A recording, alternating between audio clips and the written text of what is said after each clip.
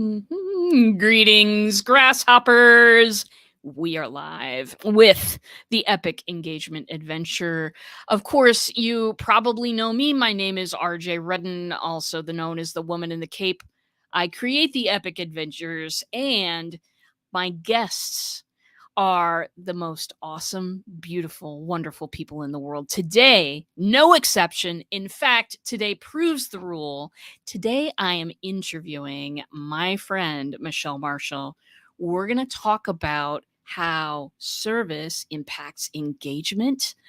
I am so excited about this because this is one of those things that I believe so passionately, that good service, excellent service, really creates more clout for us as individuals, as coaches, and marketing wise than paid for ads could ever possibly do. I mean, that's my own opinion, but let us do this. Let us listen to the expert. Michele, how are you doing today? Tell me everything. I am so well. How are you? I'm so happy to be here today. I've been looking forward to this all day. Yay! Beautiful. Well, tell me who you are, what you do, all of the things we need to know.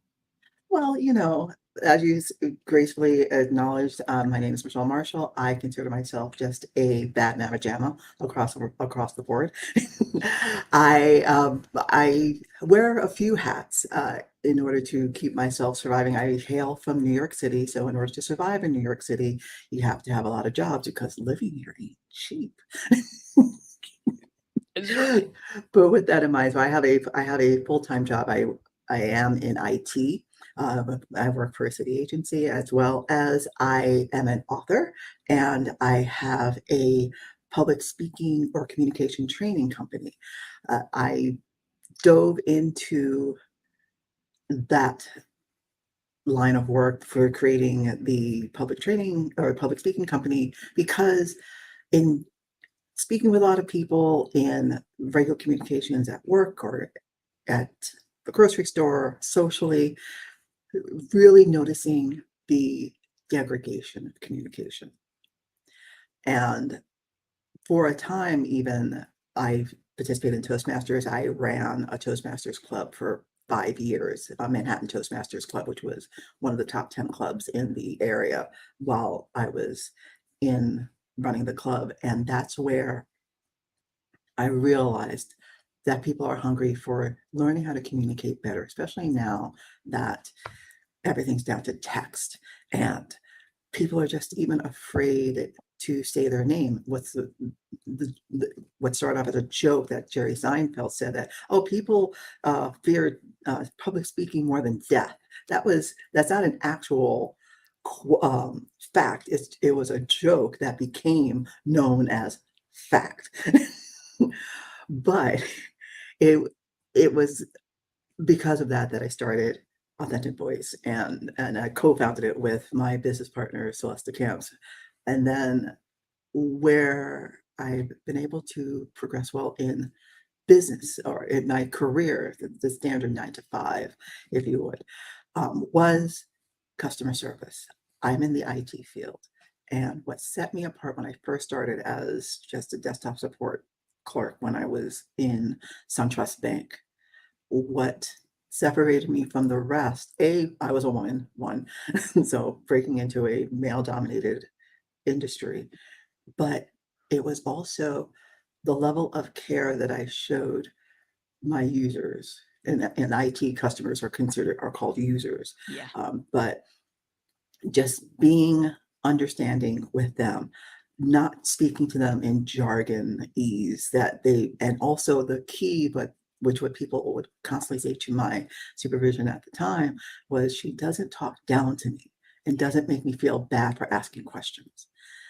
These are things, and so that's not just in IT, that's with anything. Whatever we do, we get caught up in jargonese, as I call it, so that we can sound epic, but sometimes doing that separates us. So, and which is what I love about your program, the Epic Engagement, is that you show your audience how you can still be epic without talking down to people. It's so important. It's so important in service. Mhm, We are not serving so that we can look good and have all the answers.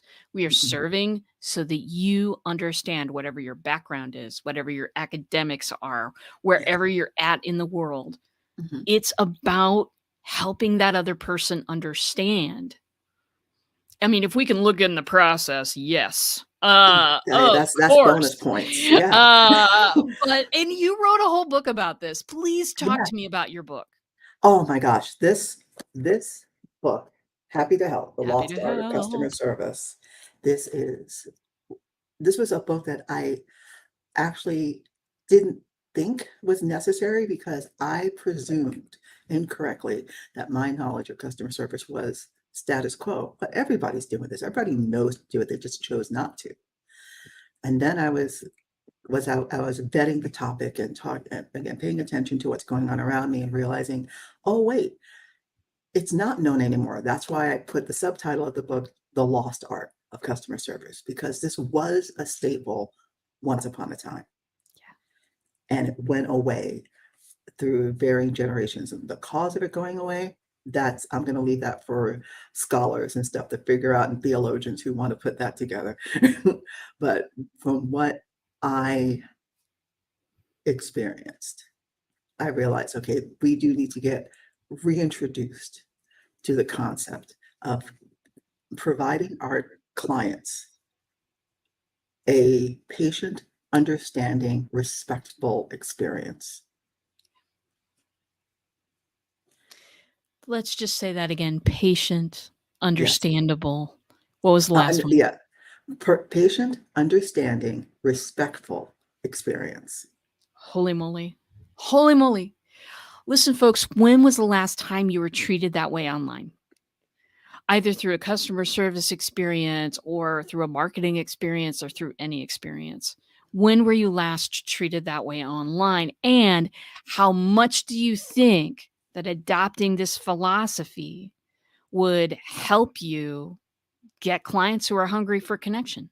Mm, You know what I mean? Like, and so, I mean, I'm fascinated. You gave me a copy of that, a Kindle copy, and I haven't been able to get to it yet, which I totally regret now. But when you wrote that book and you released it upon the world, what mm. kind did you get any feedback?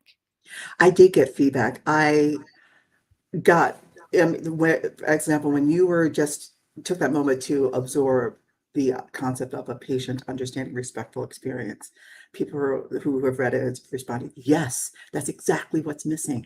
And people would tell me various stories of how they were just treated like garbage and they would just not go back to the business. They wouldn't give a review. And some folks, they wouldn't even give them the courtesy of a bad review. They were just done. And this is something that I know that businesses don't understand. And now that more and more people are creating their own businesses, the feedback that you get from your customers has to be taken into account and you have to pay attention to that feedback, whether it is actual feedback verbally that they give you, if they type a review in Yelp or in social media, or if they actually say nothing, they're saying something. And it's up to every business owner to take responsibility in translating what does this feedback mean Yeah. and what do I need to do to course correct, or um, what services do I need to add or remove to make my customers know that we care about them. Exactly. Exactly. Well, and as you know, I have the opposite story. A couple of months ago, I was on vacation. My Facebook got hacked. I Mhm. have spent thousands of dollars with those people. I have spent probably thousands of hours on that platform since I got in I think it was 2010 or something, Yeah. 2009 maybe. I have spent time and money and energy and love on that platform. For 30 days, I fought to get my account back. Wow. I never, not one time, spoke to, wrote to a single human being. I was never able to in Mm-mm. all of that time. What does that tell me? It tells me that those people don't care about you. Right. Do I wanna spend my time there anymore? I am sorry, no. I Yeah. am done. And those are the kinds of service things that we are bombarded with. Those Yes. nowadays. Yeah, I know. Like, once we get an actual person is like, Uh, it's amazing. I mean, even where I am now, and we're busy, so I have a small crew to answer calls. So when somebody gets through and and to an operator like, oh, thank God, it's as if you've given them water and they were standing in a desert. exactly. But that shouldn't be the reaction of the customer who's calling in. It's like, oh, thank God, somebody's there. Really? Why are we setting the bar so low? I think that, I mean, my answer to that question is that many of the major companies s- artificially set that low Mm, for us. right. You probably remember the IVR systems, and Yes. when I say IVR, for those of you who are not tech nerds, that's when you call into some major company and press one for slamming your left hand in a car door. Press two to speak Portuguese. I mean, like all of those. They give you all of those options. Mhm, None of them really are pertaining to what you want to do. I end up hitting zero every time, but that is what an IVR system is. mhm. It's, they put those systems in place that were supposed to be automated and friendly, and they absolutely are not. And Not anymore. I Yeah. mean, ugh, it's so frustrating. And then that's even lower than that is where Google and Facebook. Now, Google does now have some live chat help if you've got like certain products or whatever. They actually do have chat help, but for the longest time, they had no chat help, and Facebook has nothing at all. Mm, If you're able to get a hold of somebody, that is a miracle. yeah. One which I was not able to make happen. So the major people have set that bar so low for online customer service, there's almost nowhere to go but up. Very true. And since these larger corporations have done that, then what has the smaller businesses done? They follow the follower. Yes. Yes. And then they're wondering, well, how come we're not growing? Or how come this one customer who did a big order, we're not getting another order from them? And the customer ghosted you. I'll tell you right now, if they experienced something in their last order that they would rather not deal with you anymore. Yep. And they won't tell you that directly to their face. Even if you were to ask them and say, I will pay you $100 to tell me what happened, they'll just take the $100 and say everything was fine, thanks. Yeah. But Exactly. it's just so it's disheartening of how low it's become. But I know that the more people who read the book, and it's less of a novel per se. I mean, there's some fun stories in there. I'm a big Star Wars nerd, and I threw Star Wars references in there just to keep it fun because again, one of the things that's also kind of fallen to the wayside is the habit of reading. I don't know why, but it's gone or it's dwindling. But it's in those nuggets where you can just read through a section in there and apply it, Yep. and then okay, what's another section here, read through that and apply it. So there Excellent. it's nice bite-sized chunks that you could take on and apply. Beautiful. And let me tell you, the difference that excellent customer service can make on a business is amazing. One of the stories that I have in the book, which was one of the stories that I remembered, which then prompted me to actually write this book. I used to work for Citibank, and this was decades ago, and I worked in the call center there. And during my time there is when this newfangled version of the ATM was put out in the market. It's a touch screen. So Citibank was the first to do it, and the because the office where we were was the also had the main branch downstairs, so that was the first site to get the ATM.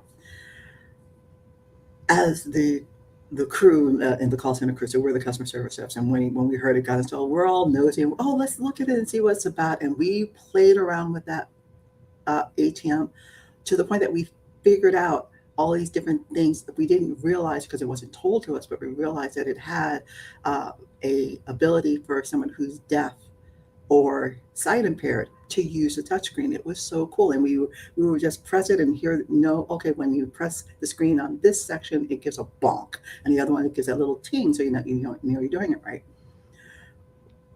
When people call, and we put a phone, because it was a pilot, there was a phone right next to the ATM. So as soon as you picked it up, it was calling customer service to say, hey, what is this? I don't know how to use it. The people who called us, because we took the time as agents to get to know the product, and this is important. You could have the product that is as hot as a hot biscuit and the butter just melts on it, but if no one knows how to pick up a biscuit to eat it, you've done nothing. Yes. Yes. What a fabulous analogy. So people would pick up the phone, and then we're talking people through it, and we freaked people out because they're saying, "Are you seeing me? How do you know?" We were here. Oh no, you pressed a little too far away from that bar. Just bring your finger in a little bit and press again. And say, "Oh, you hear that tone? That's the right." And people were just floored. And now we as agents, we were just having fun. Because we were proud of what we were doing. We wanted to be able to have all the answers at our fingertips and be able to help out. What we didn't realize was in our efforts of keeping fun and make sure that we knew the product that was there, there was a substantial increase in new accounts because people were telling their friends, oh my gosh, hey, there was this new food fandangled ATM, but when you pick up the phone, they're there and they can tell you exactly how to do it. It's great. And people were telling their friends, and people were going to the branch to open up new accounts because they heard it was so great. See, there it is. There it is.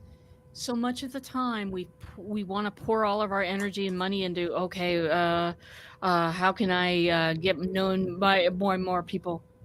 Sometimes the answer is very, very simple. Mhm. Provide excellent service.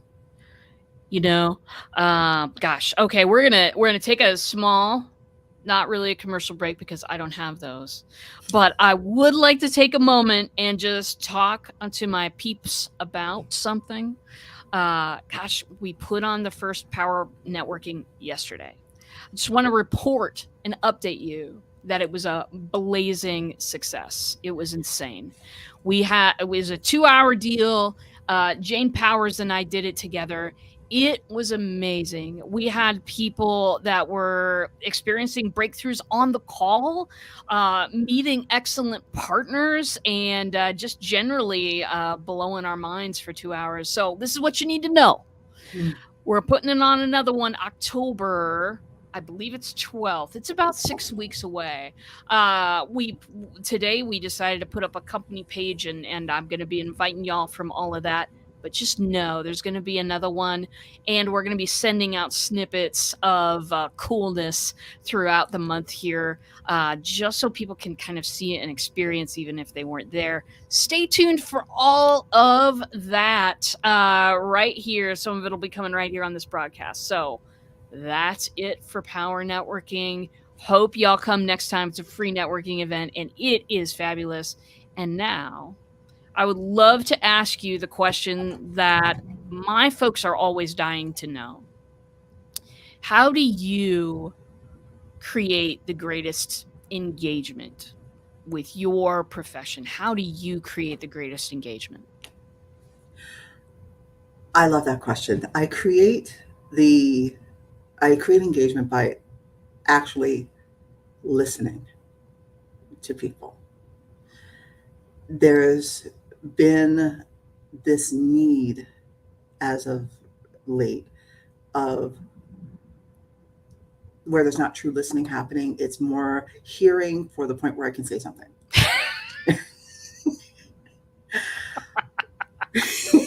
Keep going. I love this so much. So what is so vital is making sure that you're listening, and also making sure that the person you're talking to knows you are actually listening. One of the things that is commonplace, being on the other end of receiving calls from people calling in and saying, I have this issue, and I noticed that people were repeating themselves almost on this hamster wheel, saying, I tried this and it didn't work, but it still doesn't work, it still doesn't work, still doesn't work. They're saying the same thing over and over again, and I'm waiting for the pause to interject, but they're not pausing. And then I realized they don't think I hear them. So I actually, unfortunately, have to kind of just interject, saying, I'll be like, okay, Robin, so what I'm hearing from you is, and then all of a sudden it was just this, you could hear the sigh of, oh, yes, I have somebody who's listening. Then from there, that's like a golden ticket, because then the rambling that would usually come to play that people don't want to be involved with suddenly stops. Then I can ask probing questions. These are the fact gatherings: who, what, when, where, how, and why. Because that's going to be important in getting a clear understanding as to what someone needs and how I can be of service to them and add value to them. My objective is to add value. If I cannot add value, I will find somebody who can. Yep. So in the effort of gaining engagement, it is definitely listening, being empathetic and non-judgmental. Even though, yes, people be peopling, and there will be people who are coming in ready to fight. They picked up the phone just to fight, and they wanted to get a human being so they can fight. I understand that. I even say to the folks on my team, you can give a person 90 seconds to vent, and now we have to get back to work. Yeah. Because, and everyone does need that allowance to express, but at the same time, okay, you didn't call just to express. You have an issue, or you have a question. I'm here to help you with that. Starting off the conversation with listening, making the person aware that you're listening, and then say, okay, I can help with that. There's going to be some more questions, and it's a guided conversation, and making sure that it's a guided conversation, and making sure the person's actually in for that type of ride, because sometimes people just want to vent and that was the end of it and they can move on. Okay, great, enjoy the rest of your day. And for me as a recipient, not to take it personally. Yeah. But beyond that, everyone appreciates being part of the ride. Yeah. As long as we allow them to be part of the ride. So it's listening, it's being empathetic, being kind, being patient, and engaging them so that they are making them part of the ride. And being transparent helps. It doesn't have to be, well, it's all happening behind the curtain. Trust me, it'll be okay. Trust, that type of blanket trust, no. Even the superstar celebrities that you think have it, they really don't. People want to know what is in this soup before I eat it. Yeah. They do. Well, and I love what you said there, that, how you create engagement is, first of all, listening. Whew, The Lost Art of Listening is your next Mm. book. That's what it is. And that, so often. And I've been on, I was telling you before, I've been on a ton of interviews, over the years. And there are times when I know that interviewer is simply listening for a pause so that they can go, that's great. And then ask the next question. They're not like, I could be talking about Mars right now and no one would know. Listening, especially when people have problems, It's hard. It's hard. And my audience is coaches. My audience is coaches and trainers and course creators that want to create more engagement. I know it's hard, but the listening is often the first and foremost greatest way to serve people. And then taking them on a fact finding mission, like you said, that stuff is awesome. That stuff, and you know, guiding them and going, hey, I know you're in a tough place. Grab my hand. Yes. Laura Donnelly there says listening is so important. She knows. You got to know Laura Donnelly. By the way, everybody, I am scrolling something across the bottom of the screen here. And this is how to get in touch with our dear guest here. How to get in touch. What is that link to? Tell us. Sure. So that link actually goes to my Socio tab page that has all of my various points of contact. So on there, you'll see a link on how to get the book. You'll see a link to Authentic Voice, which is the communication company that I'm with, and also a couple of other publications that I'm a part of, and everything that I'm up to. That's the best place. Instead of flooding you with a litany of links, one link to them all. One link to rule them all. Yes. Very good. If you want to get in touch with Michele, it is so very easy. She has provided a ton of ways to do that. Just hit that first link. I am going to throw this in the comments as well. Hit that up, my friends, because you just can't go wrong with providing awesome service. You can't go wrong with it, because here's the deal, and my clients know this. When somebody hires me, I never ever say, I'm going to get everything 100% correct. What I say is, I am not going to get everything 100% correct.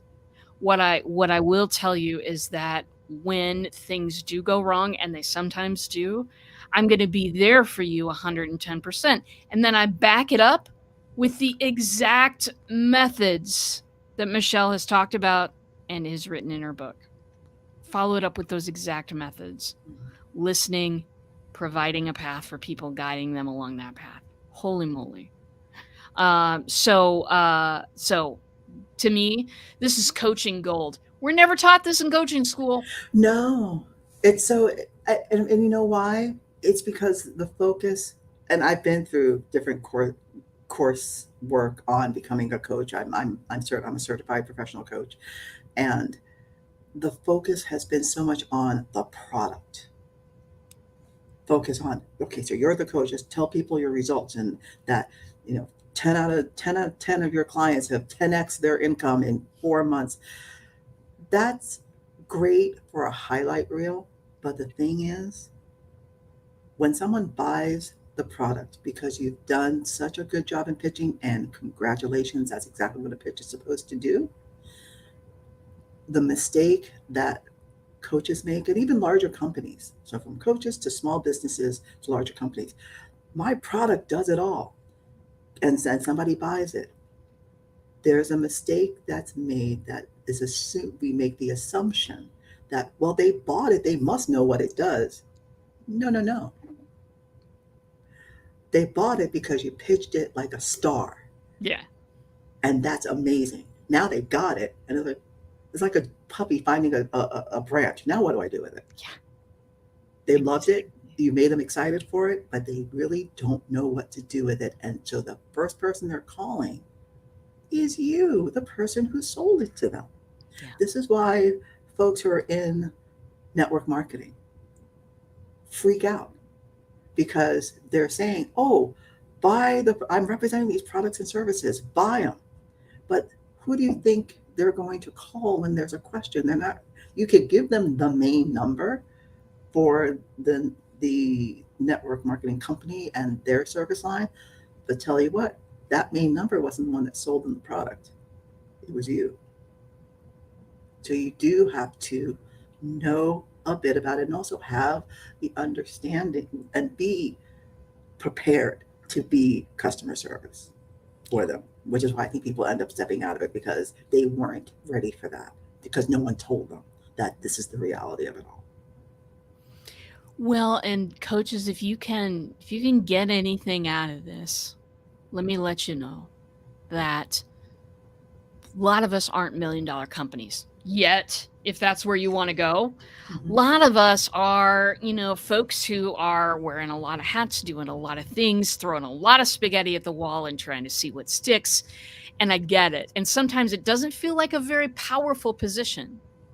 But do you know, using service to set yourself apart in exactly the ways that Michelle is talking about will make you stand head and shoulders above the rest.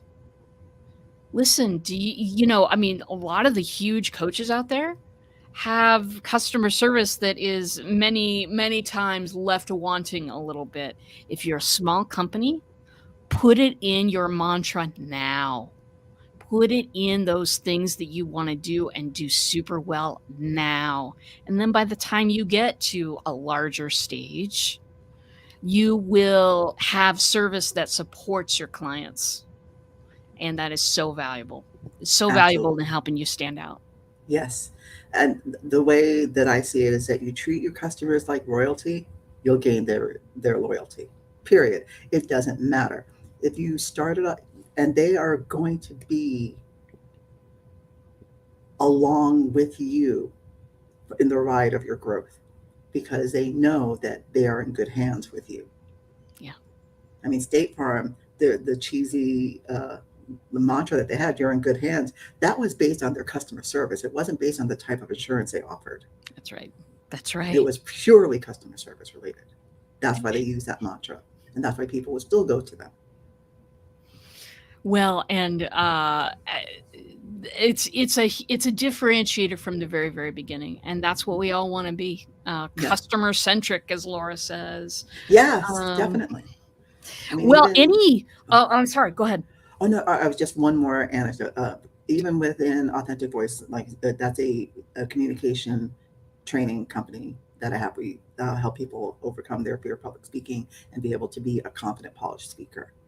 When we've had our workshops, part of it was creating that customer experience and making sure that everyone in the room understood that they were safe and listening to what their needs are, and then addressing where they are feeling their shortcomings, and then providing them the tools to do it, and then letting them practice it and making them aware of, making them comfortable. Like you were saying before, take my hand. You are going to be safe with me, and I'm going to show you how you can overcome this. And every time when the once a person gets over the fear of saying, "Okay, sure, help me," then they're like, "Oh wow, that makes sense. I know exactly what you're saying." So, and Celeste and I just enjoy seeing people come when the light bulb goes off and realizing, "Oh yeah, what you said makes sense. I will definitely apply that." And every business owner can see that with their customers. It's the truth. Thank you. Thank you for wrapping up with that one because that it's the way forward, my friend. The lost art of customer service Mhm. is absolutely the way forward. And I just want to thank you for coming on today and giving us some real talk about what's happening out there, Mhm. about how my people can get more engagement through service, and just teaching us how our futures can be. I want to thank you for giving us gold for about a half an hour, and I hope that you come on again. And audience, my deep hope is this is not the last time we hear from our friend Michelle. Oh, So I would love to come back. I enjoy talking to you, and then I mean, we still have to catch up after this anyway to just really um, know what's going on. I want to hear more about what's going on in your life. So we are due a catch up, but I would love to be back on the Epic Engagement Show whenever you want me.